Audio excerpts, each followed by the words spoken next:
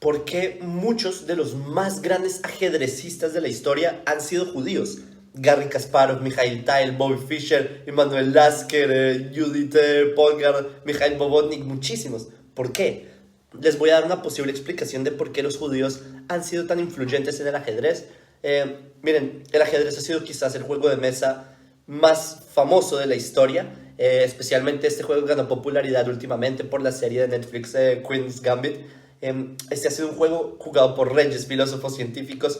Hasta el día de hoy conocemos partidas jugadas por grandes personajes como Albert Einstein, Napoleón Bonaparte, Isaac Newton, Franz Kafka, Karl Marx, Jean-Jacques Rousseau, Benjamin Franklin, Isaac Asimov, Charlie Chaplin, etc.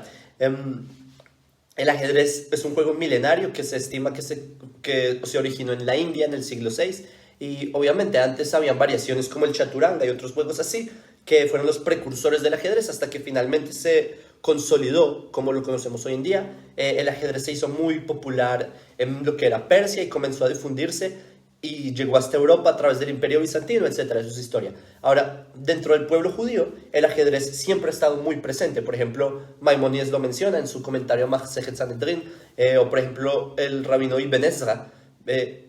Tenemos las instrucciones que él escribió, las cuales a propósito son el reglamento de ajedrez más antiguo que se conoce hasta hoy. También, por ejemplo, en Sefer HaHasidim, el ajedrez se recomienda. O por ejemplo, los rabinos de Cremona dijeron la famosa frase de que todos los juegos son malos y causan problemas, a excepción del ajedrez. O por ejemplo, una de las tantas fuentes judías donde se cita el ajedrez, que a mí personalmente me gusta mucho, es la de Rabbi Yehuda Levi, en el libro Akuzari, capítulo 5, que ahí el Rav menciona una analogía entre el libre albedrío y el ajedrez, que él compara el autocontrol con el ajedrez, que él dice que una persona de mente débil no es capaz de vencer a la de mente fuerte en el juego del ajedrez, igual que en el libre albedrío. Y no podemos argumentar que el ajedrez es cuestión de buena o mala suerte, sino que la victoria se encuentra en el individuo mismo, dentro del individuo. Y por lo tanto, el jugador sabio siempre va a ganar si aplica constantemente esas causas. Y bueno, incluso hay quienes opinan que en el Talmud, supuestamente, en el tratado que tuvo página 61, creo, que se menciona un juego llamado Nardeshir, que ahí Rashi, uno de los grandes sabios de la Torá, comenta que ese juego supuestamente se podría tratar del ajedrez. Y bueno, en fin, ya tocando el tema del ajedrez en la modernidad, no cabe duda la fuerte influencia que tuvo el pueblo judío en este deporte. En general se considera ajedrez moderno que el ajedrez, digamos, ha tenido 4 etapas: la etapa psicológica de Lasker, la científica de Tarrasch, la etapa posicional de Casablanca y la etapa energética de Breyer. Resulta que 3 de esos 4 personajes fueron judíos.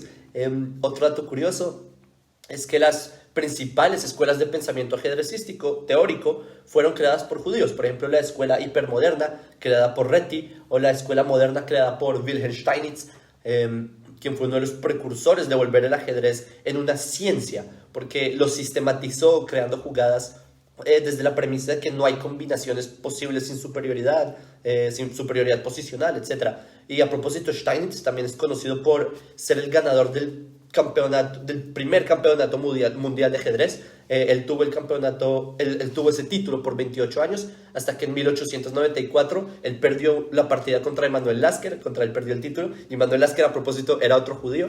Y hablando de Lasker, él solía unir conceptos filosóficos como los de Schopenhauer, de los albedríos, y él aplicaba conceptos filosóficos al ajedrez, además de que también Lasker matematizó el ajedrez, por ejemplo con el tema de las aperturas, de que se desencadenan en estadísticas en jugadas variantes, etc. Y a propósito de matemáticas, perdón, quiero resaltar la historia de un matemático judío llamado Natan Sharansky.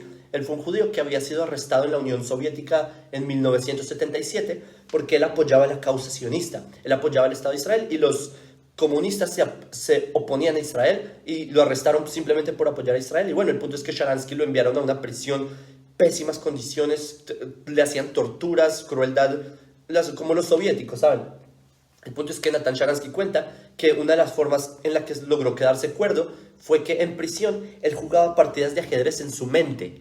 Y él cuenta que jugaba cientos de partidas en la cabeza y él ganaba todas las partidas. Y fue así durante una década hasta que Natan Sharansky, gracias a Dios, fue liberado de prisión y así logró llegar a la tierra de Israel, donde vive hasta el día de hoy. El punto es que una vez Garry Kasparov vino a Israel y Kasparov, a propósito, se considera hasta el día de hoy posiblemente el mejor jugador de la historia del ajedrez. Es judío. Kasparov es brutal. Incluso le ganó a la supercomputadora Deep Blue. Lo que ocurrió es que Kasparov jugó contra Natan Sharansky y Natan Sharansky le ganó.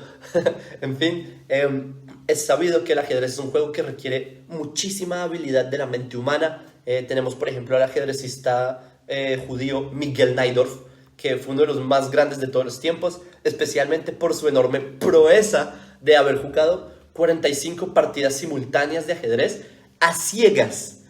Y cuando se creía que ese era el límite de la capacidad de la mente del ser humano, llegó otro judío, Koltanovsky, y él jugó 56 partidas simultáneas a ciegas. 56, de las cuales ganó 50. Entonces la pregunta es, ¿por qué el pueblo judío tiene tanta presencia en este deporte? Pues hay una hipótesis de que esto es gracias al estudio del Talmud. Y les explico. Es cierto que muchos ajedrecistas modernos no estudian Talmud propiamente, pero se sabe que dentro del pueblo judío se conservan las estructuras de pensamiento que requiere el estudio talmúdico. Les voy a dar algunos ejemplos de esto. El estudio del Talmud ayuda mucho a tener una buena comprensión visual, porque en las páginas del Talmud uno suele retener estructuras de las páginas de la Gemara. Y algo similar ocurre en el tablero de ajedrez, donde se ven repetidamente ciertas posiciones del juego.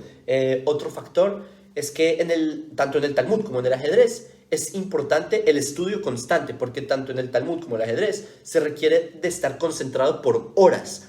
Otro punto interesante es la importancia de la ley. Tanto en el Talmud como en el ajedrez, estas son el límite del debate o las posibilidades de juego. Otro factor es el uso de la memoria.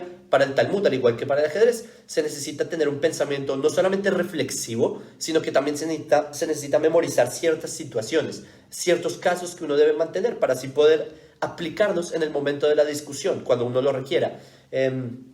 Además de entrenar la memoria, uno debe tener un análisis retrospectivo. Otro punto entre el Talmud y el ajedrez es que ambos necesitan de cierta, digamos, inteligencia atrevida, llamémoslo así.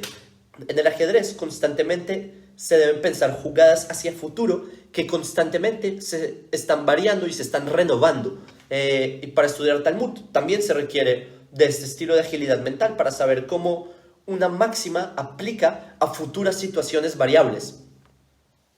Otro punto en común es la importancia de saber conducir un debate. Tanto en el Talmud como en el ajedrez, uno debe saber analizar permanentemente la realidad, así saber manejar el enfrentamiento de ideas en el marco del debate permitido. Otro punto que a mí me parece de los más importantes es desarrollar un pensamiento original y anti-autoritario. Uno debe saber tener confianza en uno mismo y tener mucha sinceridad y así lograr hacer un análisis de los propios errores que uno comete.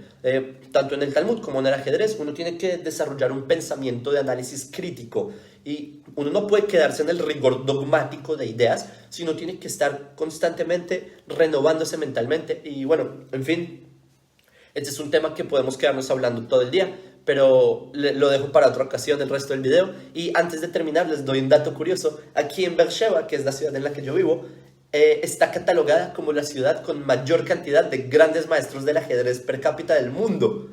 Israel, un país diminuto. En Israel a los niños se les enseña a jugar ajedrez desde muy pequeños, desde el jardín, porque es una actividad que ayuda a desarrollar muchísimo cualidades intelectuales, etc. Y bueno, espero que hayan aprendido un poco. Les deseo muchos éxitos, bendiciones. No olviden compartir.